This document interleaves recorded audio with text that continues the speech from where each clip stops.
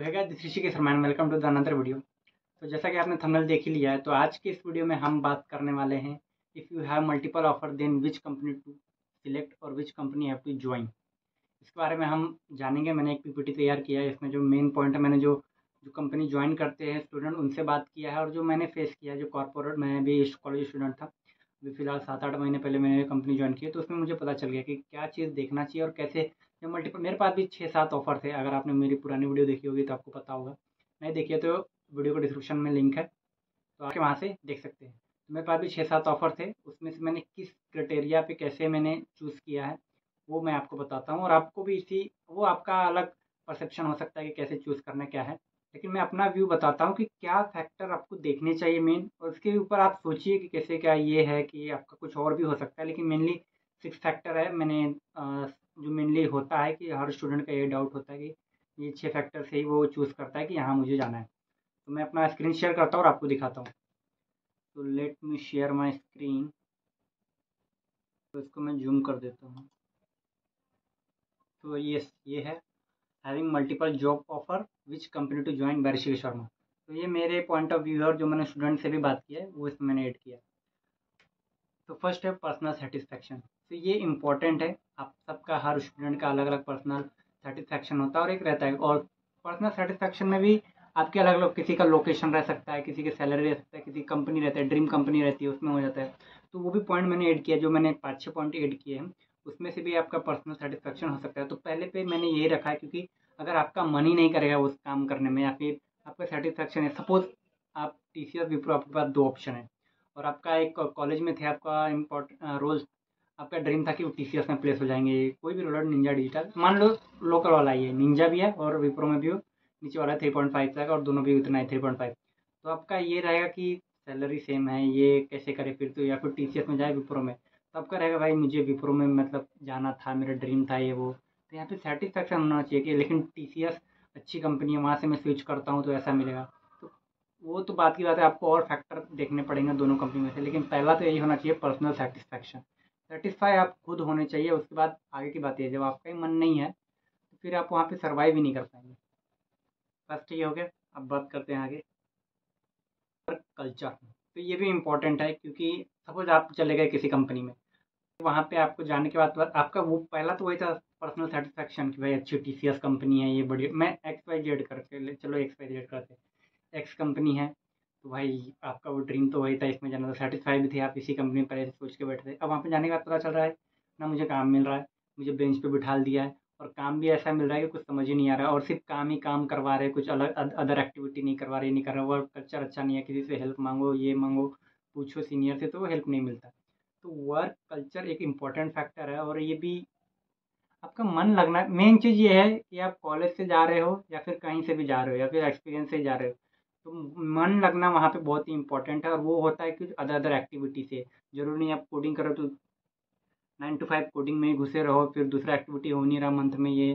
तो work culture अच्छा होना चाहिए, सपोर्टिव होना चाहिए, हमारे ग्रुप मेंबर और हमारे टीम के भी मेंबर जो भी है, और कंपनी के भी मेंबर, किसी से भी हेल्प मारे तो सपोर्टिव होना चाहिए, और हमको हेल्प करने वाले चाहिए। ये था मेरा सेकंड फैक्टर। Third, salary.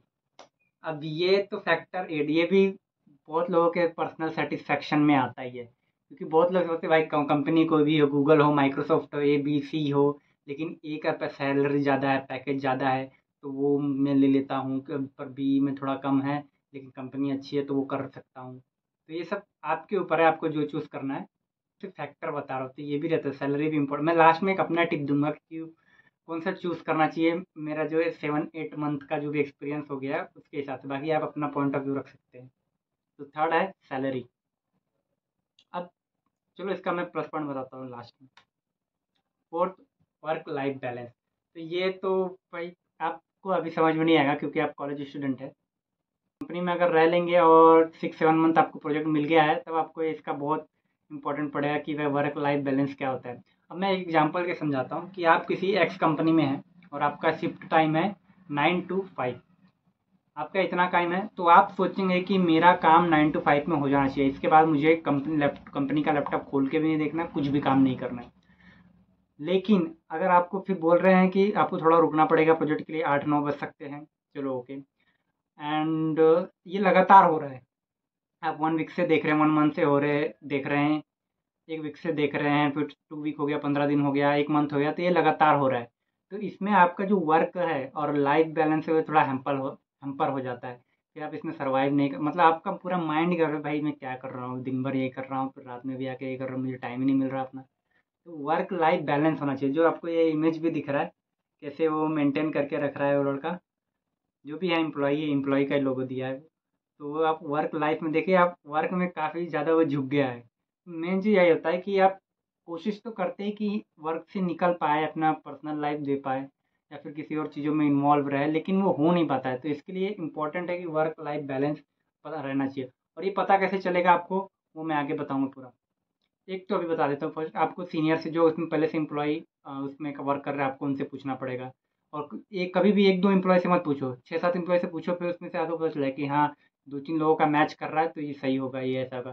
फिर जाके वो ऑन साइट ऑनलाइन जाके उनके वेबसाइट के रिव्यू देखो, जो वहाँ पे एम्प्लॉय रहते हैं, एक्स एम्प्लॉय रहते हैं जो छोड़ के जाते हैं, वो भी कभी कभी अपना रिव्यू लिख देते हैं कंपनी के बारे में, ये तो वहाँ पे जाके पढ़ो।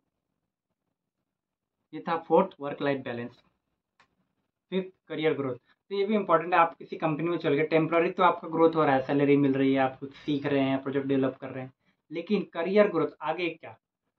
सपोज आप एक्स कंपनी में हैं और आपको अच्छी सैलरी मिल रही है, काम भी अच्छा है, लेकिन आप लगातार 2 साल 3 साल से कर रहे हैं, लेकिन अब इसमें ग्रोथ नहीं है, एक ही टेक्नोलॉजी पे काम कर रहे हैं, अब सैलरी भी कई बार सैलरी ग्रोथ नहीं होती है, तो आपको टेक्नोलॉजी स्विच करने का ही मन करता है, करंट टेक्नोलॉजी चल रहा है उस पर आपका मन करता है कि मैं वर्क करूँ।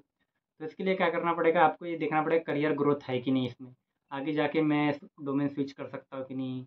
और अगर मैं यहाँ से इस कंपनी से छोड़ के किसी और कंपनी में इंटरव्यू देता हूँ या फिर ज्वाइन करता हूँ, तो मेरा पैकेज या फिर जो भी आपका प्रायोरिटी है पैकेज या फिर डोमेन, वो मिलेगा कि नहीं, डिज़ायर पैकेज मिलेगा कि नहीं, सैलरी मिलेगी कि नहीं।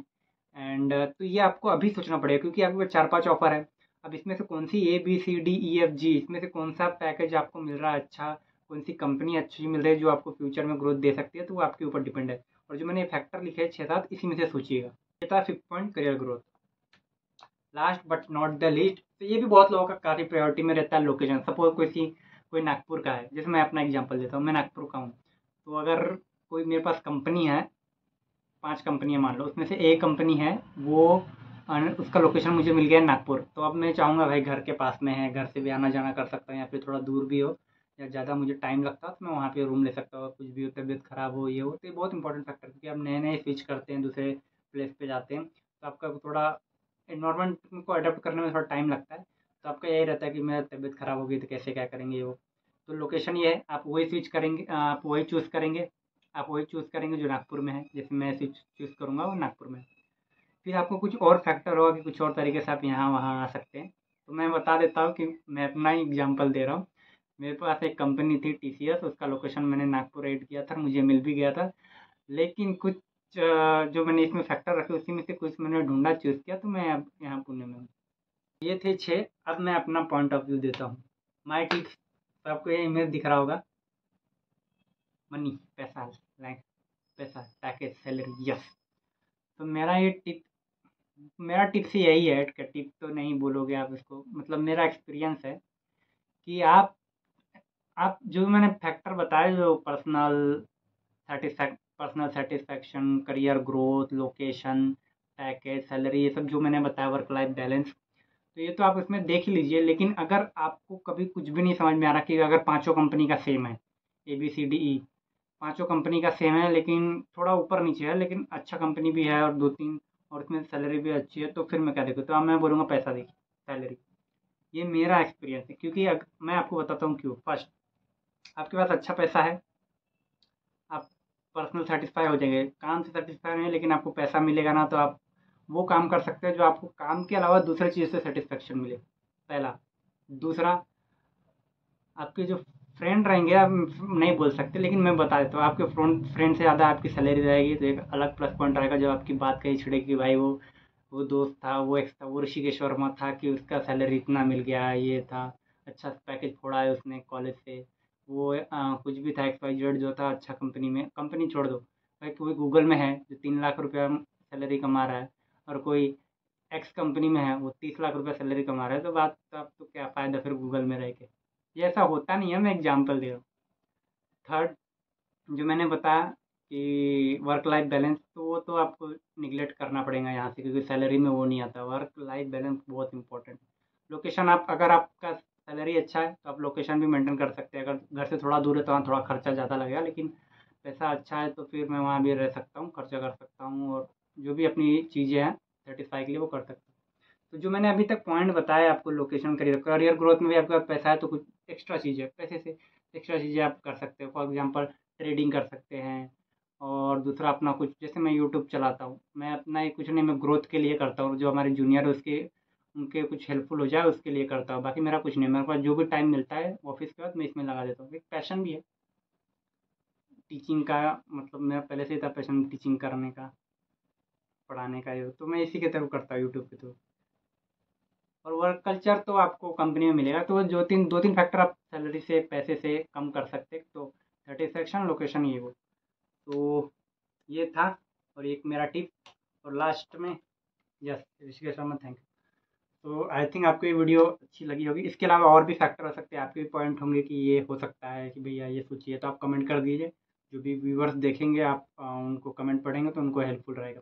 और आपको कोई भी डाउट है तो आप मेरे सोशल मीडिया पे मुझे मैसेज करिए, या फिर इसके नीचे भी कमेंट करके मैं जरूर रिप्लाई दूंगा। और अभी तक आपने चैनल को सब्सक्राइब नहीं किया तो सब्सक्राइब करिए, क्योंकि आने वाले वीडियो इससे रिलेटेड होंगे। और आपको कोई भी डाउट हो कंपनी में जाने के बाद, या फिर कॉलेज स्टूडेंट हो, तो आप कमेंट करिए या सब्सक्राइब करिए। तो आज की इस वीडियो में इतना ही, मिलेंगे अगले वीडियो में, तब तक के लिए see ya, have a good day, bye bye.